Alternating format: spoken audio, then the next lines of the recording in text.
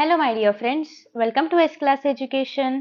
आज आपण पाहतोय 11th standard biology chapter 2 that is systematics of living organism या चॅप्टरची फुल रिव्हिजन.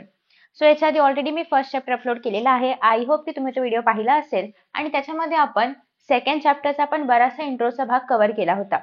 सो आता आपण तो पुन्हा बघणार आहोत, डोंट वरी.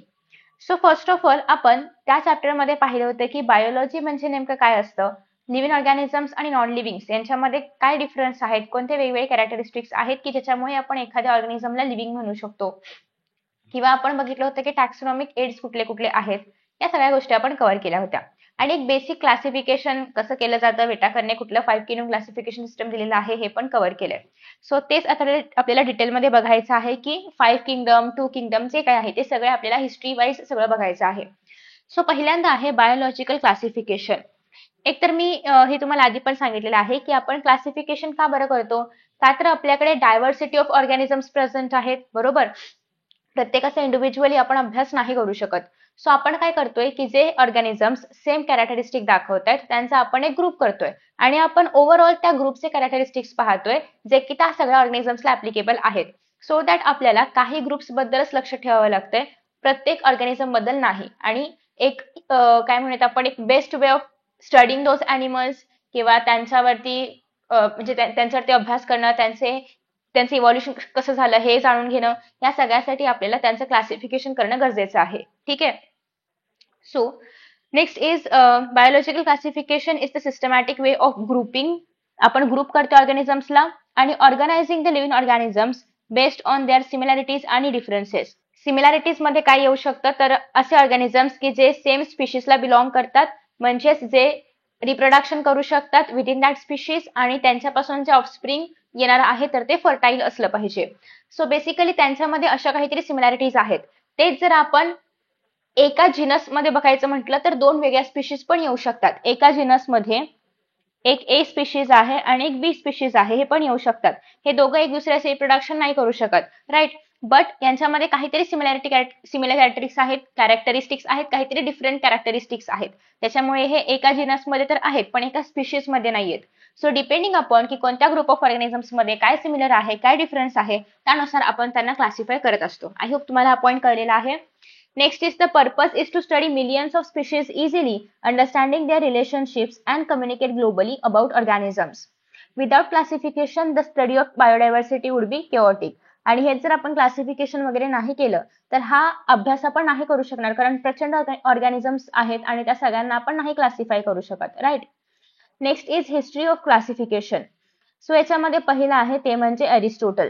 सो सगळ्यात पहिल्यांदा जर कोणी ऑर्गॅनिझम्सला क्लासिफाय करायला स्टार्ट केलं असेल किंवा असं काहीतरी कोणीतरी मांडलं असेल की या प्रिन्सिपलने आपण क्लासिफाय करूया, तर ते आहेत अरिस्टोटल, जे की 384 to 322 BC classified organisms into plants आणि animals based on their habitat आणि स्ट्रक्चर. म्हणजेच काय की जे लँडवरती राहणार, जे पाण्यामध्ये राहणार, जे एअरमध्ये असणार आहेत म्हणजे आपला पक्षी वगैरे, तर ते काय आहेत, सगळे ॲनिमल्स आहेत. आणि जे ट्रीज, शब्स, हर्ब्स आहेत ते सगळे प्लांट्स आहेत. अशाच पद्धतीने फक्त क्लासिफिकेशन केलं गेलं होतं इनिशियली. ठीक आहे. त्याच्यानंतर आलं थिओप्रास्टस. थिओप्रास्टसने काय केलं की डिपेंडिंग अपॉन की स्टेम टाईप कसा आहे, म्हणजे ट्रीज असेल तर स्टेम मोठं असणार, श्रब्स असेल तर लहान असणार, हर्ब्स असेल तर या दोघांच्या मधल्या आकारामध्ये असणार आहे स्ट्रीम, ते जे काही स्टीम आहे त्याची हाईट, त्याची length. Okay. So basically depending upon steam type त्यांनी हे डिवाइड केलं. कार्लस लिनियस बद्दल आपण ऑलरेडी मागच्या पाठामध्ये पण पाहिलेलं आहे. त्यांनी बायनोमियल नॉमेनक्लेचर दिलं, त्याच्यामध्ये आपण कोणत्याही ऑर्गॅनिझमचं नाव लिहिताना त्याचं जीनस आणि स्पीशीज लिहितो. जीनसचं पहिलं लेटर कॅपिटल असतं आणि स्पीशीजचं पहिलं लेटर स्मॉल असतं. हे आपण हाताने लिहिलं तर अंडरलाईन करतो, टाईप केलं तर इटॅलिक मध्ये टाईप करतो. ठीक आहे. या सगळ्या बेसिक गोष्टी तुम्हाला ऑलरेडी माहिती असतीलच. सो कार्लस लिनियसने काय दिलं होतं, 2 किंगडम क्लासिफिकेशन सिस्टम, जे की आहे प्लांटे आणि ॲनिमेलिया. जर ऑर्गॅनिझम्स ऑटोट्रॉप्स असतील तर ते येतात प्लांटेमध्ये आणि जर हेटेरोट्रॉप्स असतील तर ते येतात ॲनिमेलियामध्ये. हा एकच क्रायटेरिया त्यांनी वापरला होता. पण त्यांनी फंगीचं काय करायचं, बॅक्टेरिया, प्रोटोझोआ यांना कुठे क्लासिफाय करायचं, नक्की ॲनिमल्समध्ये की प्लांट्समध्ये, याच्याबद्दल काहीच स्पेसिफिकेशन नव्हतं दिलं.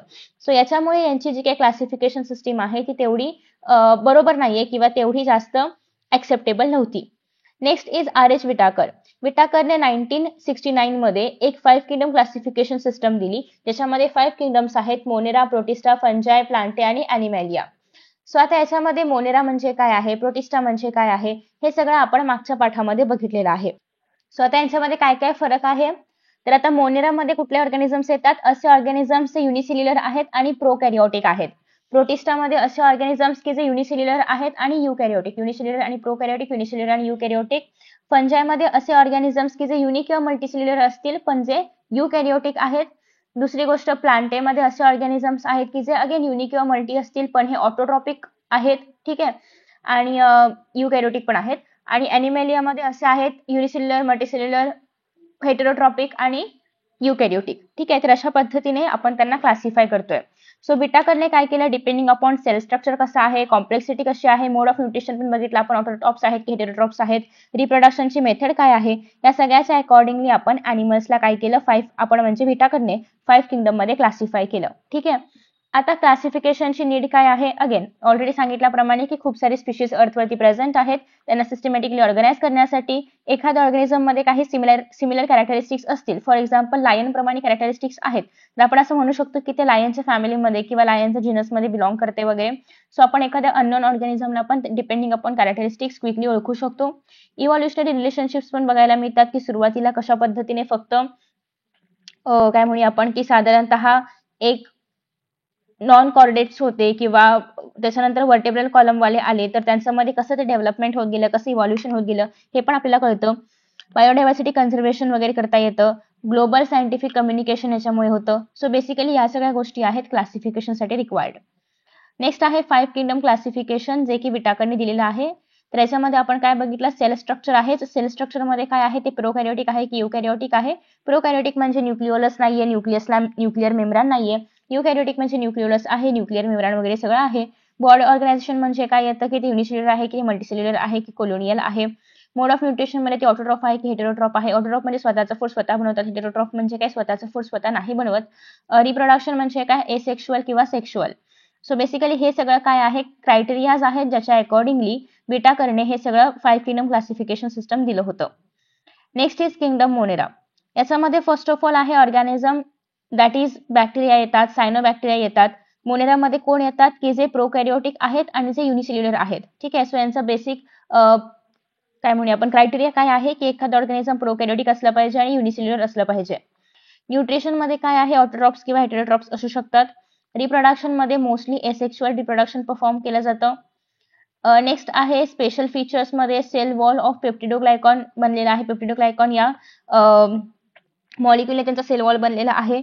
याच्यामधले काही बॅक्टेरिया नायट्रोजन फिक्सिंग साठी पण काम करतात, जसे की फॉर एक्झाम्पल सायनोबॅक्टेरिया. एक्झाम्पल मध्ये आपण अॅनाबिना आणि एस्चर्शिया कोलाई घेऊ शकतो. सो हे कशाबद्दल आहे, मोनेराबद्दल आहे. तुम्हाला जर मोनेराबद्दल लिहायला आलं तर तुम्ही फक्त एवढे 5 ते 6 पॉईंट्स लक्षात ठेवले तरी पण तुम्ही एक मोठ्याच्या मोठे आन्सर बनवू शकता. आता या ठिकाणी अर्थात पॉईंट मध्ये दिले, पण तुम्ही जसे एक सेंटेन्स बनवू शकता की the organisms belonging to the kingdom Monera are prokaryotic, they are not having nucleus, they are of simple structure. असं करत करत तुम्ही फुल एक सेंटेन्स पण बनवू शकता एकदम सिंपल. ठीक आहे, सो अशा पद्धतीने फक्त हे पॉईंट्स लक्षात ठेवा आणि तुम्ही तुमचे सेंटेन्सेस आरामात बनवू शकता. आफ्टर दॅट नेक्स्ट आहे किंगडम प्रोटिस्टा. याच्यामध्ये आहे प्रोटोझोआ, अल्गी जे आहेत तर ते या किंगडमला बिलॉंग करतात. याच्यामधले ऑर्गॅनिझम्स युनिसेल्युलर आहेत, पण त्यासोबतच ते युकॅरियोटिक आहेत. युकॅरियोटिक म्हणजे काही ट्रू न्यूक्लियस याच्यामध्ये प्रेझेंट आहे, न्यूक्लिओलस आहे, न्यूक्लिअर मेम्ब्रेन आहे, सगळे सेल ऑर्गॅनल्स याच्यामध्ये बघायला मिळतात. ठीक आहे, मोस्टली युनिसेल्युलर आहेत, काही कोलोनियल पण बघायला मिळतात. कोलोनियल म्हणजे काय, एकटा सेल नाही राहणार, भलेही ती युनिसेल्युलर असतील तरी पण ते 4-5 लोक एकत्र मिळून राहणार, त्याला आपण म्हणतो कोलोनियल. त्याच्यानंतर नेक्स्ट आहे न्यूट्रिशन मध्ये ऑटोट्रॉफिक आहेत किंवा हेटेरोट्रॉफिक आहेत. ऑटोट्रॉफिक म्हणजे काय, जे स्वतःचं फूड स्वतः बनवतात, फॉर एक्झाम्पल अल्गी. आणि हेटेरोट्रॉप्स म्हणजे काय, जे डिपेंड असतात इतरांवरती, फॉर एक्झाम्पल प्रोटोझोआ. रिप्रोडक्शन मध्ये असं आहे की एसेक्शुअल रिप्रोडक्शन असणार किंवा सेक्शुअल रिप्रोडक्शन असणार. स्पेशल फीचर्स मध्ये हे आहे की युकॅरियोटिक असणारं हे पहिलं किंगडम आहे. याच्या आधी आपण मोनेरा पाहिलं होतं जे की प्रोकॅरियोटिक होतं. नेक्स्ट आहे मोनेरा आणि जे इतर युकॅरियोट्स आहेत, कारण फक्त आणि फक्त मोनेरा हेच प्रोकॅरियोट्सचं आहे. बाकी प्रोटिस्टा पासून जे सगळे येणारे किंगडम्स आहेत, फंजाय, प्लांटे, ॲनिमॅलिया सगळे, हे सगळे युकॅरियोट्स आहेत. सो युकॅरियोट्स आणि प्रोकॅरियोट्सला जोडणारा जो एक लिंक आहे त्याला आपण प्रोटिस्टा बोलू शकतो. ठीक आहे, एक्झाम्पल मध्ये अमिबा, पॅरामेशियम, क्लेमायडोमोनस हे तुम्ही घेऊ शकता. Next is kingdom फंजाय. फंजाय, fungi, फंगाय, whatever. ठीक आहे, सो ऑर्गॅनिझम्स याच्यामध्ये येतात. ईस्ट आहे, मोल्ड्स आहेत, मशरूम आहेत. अगेन युकॅरियोटिक आहे, प्रोटिस्टापासून पुढचे सगळे युकॅरियोटिकच असणार आहे. हे मल्टीसेल्युलर आहेत. ईस्ट मात्र याच्यामध्ये युनिसेल्युलर येतं, सो हे एक्सेप्शन लक्षात ठेवायचं आहे. हेटेरोट्रॉफिक आहे, हे स्वतःचं फूड स्वतः अजिबात नाही बनवत, हे एकतर ऍब्झॉर्ब करतात किंवा सॅप्रोफायटिक प्रोसेस परफॉर्म करतात. हे ऑटोट्रॉप्स अजिबातच नाहीयेत. ठीक आहे. नेक्स्ट आहे रिप्रोडक्शन, सेक्शुअल एसेक्शुअल दोन्ही पाहायला मिळतं. सेक्शुअल असेल तर इट्स गॅमेट फॉर्मेशन होणार आहे, असेक्शुअल असेल तर स्पोर फॉर्मेशन होणार आहे. फॉर एक्झाम्पल तुम्ही पाहिलं असेल की फंजायमध्ये अशा पद्धतीने जे आहे तर ते स्पोर बनतात, स्पोरॅन्जियम वगैरे असतं, त्याच्यामध्ये स्पोर्स असतात, मग ते स्पोर असे बाहेर पडतात, मग इथून एक नवीन फंजाय जे आहे तर ते उगवतं. तर असं करत करत स्पोर फॉर्मेशनने याचं असेक्शुअल रिप्रोडक्शन होतं. सेल वॉल जे आहे तर ते कायटिन पासून बनलेलं आहे. स्टोअर्ड फूड जे असणार आहे यांच्यामध्ये तर ते ग्लायकोजनच्या फॉर्मॅटमध्ये असणार आहे. सॅक्रोमायसिस सेरेविसी असेल, ॲगॅरिकस बिस्पोरस असेल, हे सगळे काय आहेत, फंजायचे एक्झाम्पल्स आहेत. तुम्ही जर पाहिलं असेल तर हे सगळे जे काही सायंटिफिक नेम्स आहेत त्याच्यामधलं जीनसचं नेम कॅपिटल एस आहे, स्पीशीजचं नेम स्मॉल सी आहे, फुल जे आहे तर ते इटॅलिक्स मध्ये लिहिलं आहे. जर हेच मी हाताने लिहिलं असतं तर सरळ लिहून खाली अंडरलाईन ड्रॉ केली असती. तर अशा पद्धतीने आपण जे बायनॉमियल नॉमेनक्लेचर जे की लिनसने दिलं होतं तेच आपण फॉलो करतोय. ठीक आहे. Next is kingdom Plantae. आता प्लांटे म्हणजे अर्थात स्वतःचं फूड स्वतः बनवणार असणार आहेत, सो ते ऑटोट्रॉफिक आहेत. मल्टीसेल्युलर अर्थात आहेत, युकॅरियोटिक तर आहेतच सगळे इथून पुढचे. ठीक आहे. नेक्स्ट आहे याच्यामध्ये काय काय येतं, आता मॉसेस आहे, फर्न्स आहे, फ्लावरिंग प्लांट्स आहेत. याच्यामध्ये दोन्ही पण आहे, असेक्शुअल आणि सेक्शुअल पण तुम्हाला बघायला मिळेल रिप्रोडक्शनच्या मेथड्स. त्याच्यानंतर नेक्स्ट इज काही स्पेशल फीचर्स आहेत का, तर यांची सेल वॉल बनलेली आहे सेल्युलोज पासून, जशी यांची कायटिन पासून होती आधीच्या ह्याची तशी याची सेल्युलोज पासून बनलेली आहे. क्लोरोफिल जे आहे तर ते प्रेझेंट आहेत फोटोसिंथेसिस परफॉर्म करण्यासाठी. मोस्टली हे लोक जे आहेत तर ते नॉन मोटाईल आहेत. नॉन मोटाईल म्हणजे काय, एका प्लेसवरून दुसऱ्या प्लेसवर नाही जाणार हे लोक. ठीक आहे. याच्यामध्ये तुम्हाला मँगोज, फर्न आणि रोजेस हे सगळे बघायला मिळतात. Kingdom Animalia.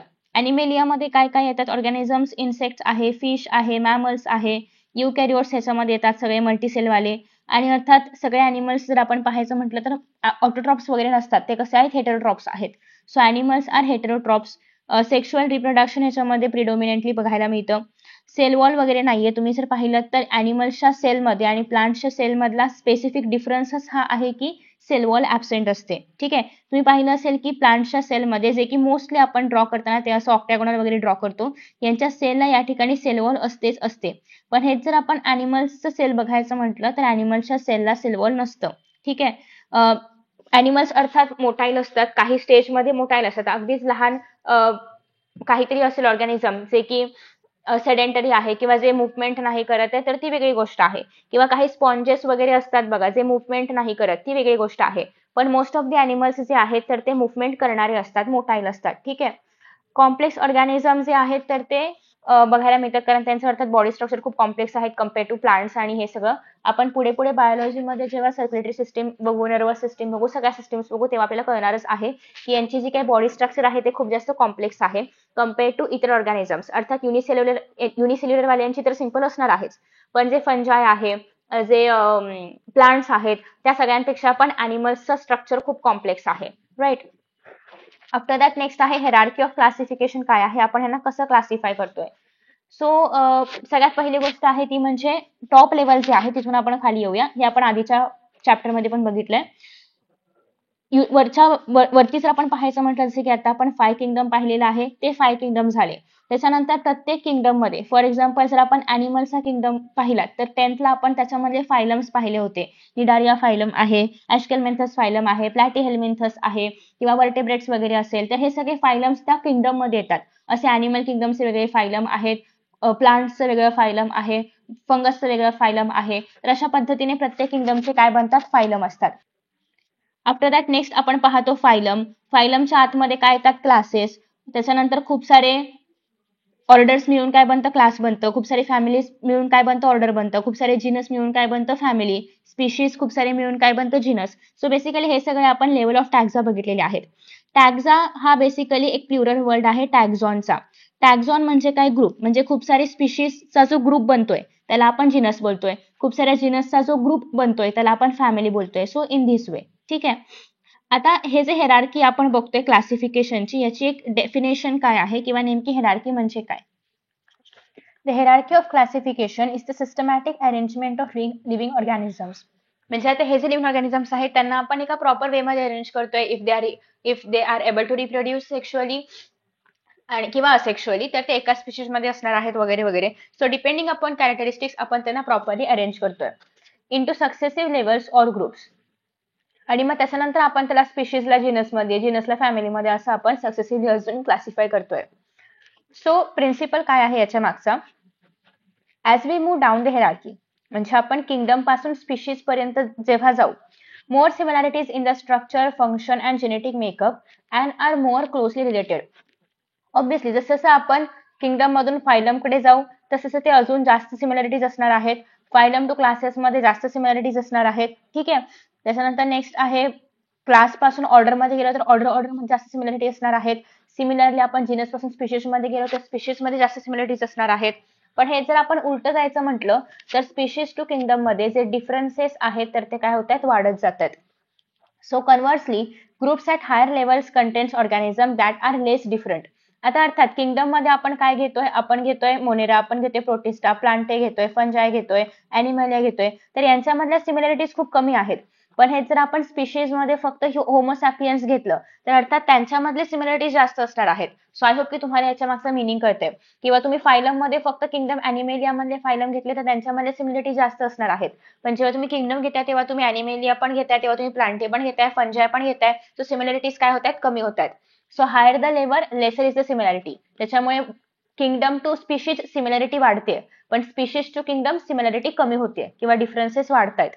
Late us start with each taxa किंवा इच टॅक्सॉन म्हटलं पाहिजे, taxa is plural. So let us start with each taxon. First is kingdom. Most general level आहे, सगळ्यात टॉप लेवल आहे, त्याच्यामुळे सिमिलॅरिटीज कशा असणार आहेत, कमी असणार आहेत. So large number of organisms are classified with basic similarities. मग याच्यामध्ये जर मोनेरा असेल तर cell type is prokaryotic, unicellular आहेत, ऑटो किंवा हेटेरोट्रॉप्स, बॅक्टेरिया, सायनोबॅक्टेरिया, हे आपण ऑलरेडी वरती बघितलंय, जस्ट आता रिवाइज करतोय. प्रोटिस्टा असेल तर cell type is eukaryotic, organisation is unicellular असेल किंवा कोलोनियल असेल, न्यूट्रिशन ऑटो किंवा heterotype, example amoebia, amoeba. Okay. Next is fungi. फंजायमध्ये सेल टाईप आहे युकॅरियोटिक, ऑर्गनायझेशन आहे मल्टीसेल्युलर, न्यूट्रिशन इज हेटेरोट्रॉप्स आहेत, ईस्ट, मशरूम एक्झाम्पल्स आहेत. Next is Plantae. युकॅरियोटिक आहे, मल्टीसेल्युलर आहे, ऑटोट्रॉप्स आहेत, फन किंवा मँगो याच्यामध्ये येऊ शकतं. एनिमेलिया युकॅरियोटिक, मल्टीसेल्युलर, हेटेरोट्रॉप्स आहेत, ह्युमन लाईन याच्यामध्ये येऊ शकतं. ठीक आहे.